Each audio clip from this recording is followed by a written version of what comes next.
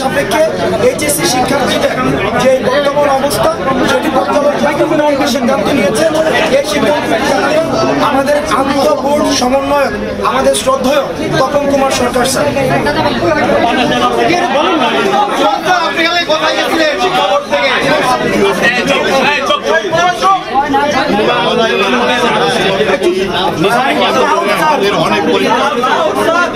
আমাদের অনেক পরীক্ষা আহত হয়েছেন, পরীক্ষার্থী আমাদের শহীদ হয়েছে।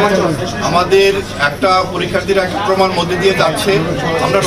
আমরা এটা বুঝতে পেরেছি, আমরা এটা নিয়ে পর্যালোচনা করেছি।